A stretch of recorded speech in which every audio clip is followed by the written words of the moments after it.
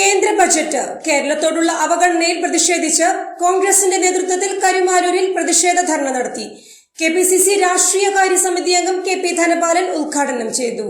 കേന്ദ്ര ബജറ്റിൽ കേരളത്തോട് കാട്ടിയ അവഗണനയിൽ പ്രതിഷേധിച്ച് കോൺഗ്രസ് സംസ്ഥാന വ്യാപകമായി സംഘടിപ്പിക്കുന്ന പ്രതിഷേധ സമരത്തിന്റെ ഭാഗമായിട്ടാണ് കോൺഗ്രസ് കരുമാരൂർ ബ്ലോക്ക് കമ്മിറ്റിയുടെ നേതൃത്വത്തിൽ പ്രതിഷേധ ധർണ നടത്തിയത്.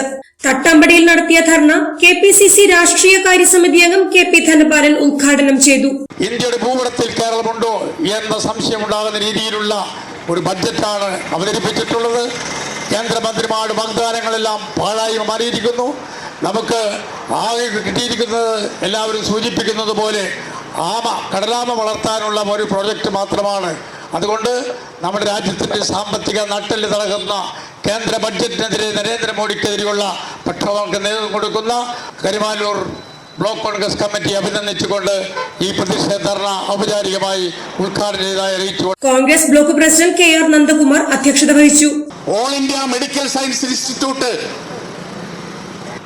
വരും മോനെ, എയിംസ് വരൂട്ടോ. ആരാ പറഞ്ഞത്? എയിംസ് കേരളത്തിൽ വരും കേട്ടോ മോനെ. പഞ്ച് ഡയലോഗ് പറയുന്ന സുരേഷ് ഗോപി സിനിമാ നടൻ അവിടെ മത്സരിച്ചപ്പോഴും അതിനു ശേഷവും ഇവിടെ കേരളത്തിൽ പ്രചരിപ്പിച്ചതാണ്, പ്രസംഗിച്ചതാണ്. സ്വാഭാവികമായും ഈ ബജറ്റ് അവതരിപ്പിച്ചപ്പോൾ all India medical science institute കേരളത്തിൽ ലഭിക്കുമെന്നുള്ള കാര്യത്തിൽ നമുക്ക് യാതൊരു സംശയവുമില്ലായിരുന്നു. ഉണ്ടാകും, തീർച്ചയായും ഉണ്ടാകും. സുരേഷ് ഗോപി ഒരു MP മാത്രമല്ലല്ലോ, സുരേഷ് ഗോപി ഒരു മന്ത്രി കൂടിയാണ്. ജോർജ് കുര്യൻ എന്നൊരു മന്ത്രിയും കൂടെയുണ്ട്. തീർച്ചയായും എയിംസ് കേരളത്തിൽ ലഭിക്കുമെന്നുള്ള കാര്യത്തിൽ നമുക്ക് യാതൊരു സംശയവും ഉണ്ടായിരുന്നില്ല എന്നുള്ളതായിരുന്നു നമ്മൾ കണ്ടത്. ഇപ്പോൾ കുറെ ദിവസങ്ങളായി അതിവേഗ റെയിൽവേ കുറിച്ച് ഉള്ള ചർച്ചകളായിരുന്നു കേരളത്തിൽ ഉണ്ടായിക്കൊണ്ടിരുന്നത്. അതിവേഗ റെയിൽ കേരളത്തിൽ വേണമോ വേണ്ടയോ? ശ്രീധരൻ ഒരു റെയിൽവേ പ്രോജക്റ്റ് നൽകുന്നു. കേന്ദ്രമന്ത്രിയെ കണ്ട് ശ്രീധരൻ റെയിൽവേ പ്രോജക്റ്റ് നൽകുന്നു. അതിവേഗ റെയിൽവേ ശ്രീധരന്റെ. അത് കഴിഞ്ഞപ്പോൾ 2 ദിവസം കഴിഞ്ഞപ്പോൾ പിണറായി വിജയൻ മറ്റൊരു റെയിൽവേ പ്രോജക്റ്റ് നൽകുന്നു. എന്തായാലും ബജറ്റ് ഇവിടെ അവതരിപ്പിക്കുമ്പോൾ ഉണ്ടാകുമ്പോൾ റെയിൽവേയും ഒക്കെ കിട്ടുമെന്നുള്ള പ്രതീക്ഷയും ഉണ്ടായിരുന്നു. എന്നാൽ ജനങ്ങളെ ആകെ പറ്റിക്കുന്ന തരത്തിൽ, ജനങ്ങളെ ആകെ കബളിപ്പിക്കുന്ന തരത്തിൽ എയിംസുമില്ല, അതിവേഗ റെയിൽവേയുമില്ല. സംസ്ഥാനത്തിന് ലഭിച്ചുകൊണ്ടിരുന്ന ഗ്രാന്റുകൾ നിർത്തലാക്കി.